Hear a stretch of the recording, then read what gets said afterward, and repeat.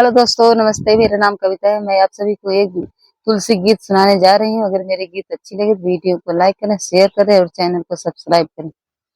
नारायण पूछे तुलसी से, दिलवा के बात हो। नारायण पूछे तुलसी से, दिलवा की बात हो। नारायण पूछे तुलसी से, के तोहरे माता तुलसी, के हो तोहरे पिता।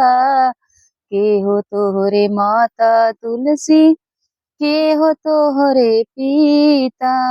अरे कौने नगरिया में भइल बा बियाह हो। नारायण पूछे तुलसी से, कौने नगरिया में भइल बा बियाह हो। नारायण पूछे तुलसी से, दिलवा के बात हो। नारायण पूछे तुलसी से, दिलवा के बात हो। नारायण पूछे तुलसी से, धरती हमारी माता हो। मेघा हमरे पिता।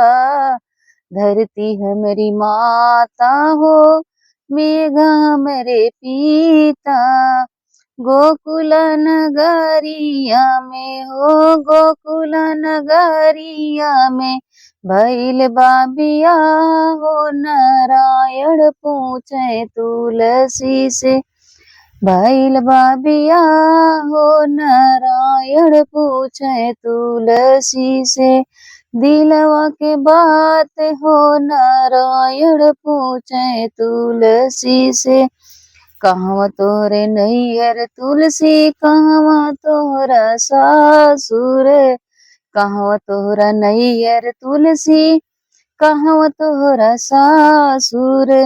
अरे के कर के नाम के सिंदूर, भरेलू तू मांगो।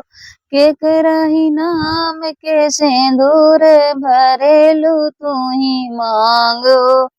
नारायण पूछे तुलसी से, दिलवा के बात हो। नारायण पूछे तुलसी से, दिलवा के बात हो। नारायण तू पूछे तुलसी से, गंगा तीरे नैहर हमरो, जमुना तीरे सासुर। गंगा तीरे नैहर हमरो, जमुना तीरे सासुर। तोहरा ही मांग के सिंदूर, भरेली हम मांग हो।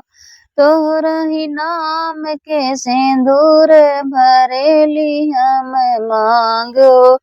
नारायण पूछे तुलसी से, दिलवा के बात हो। नारायण पूछे तुलसी से, दिलवा के बात हो। नारायण पूछे तुलसी से।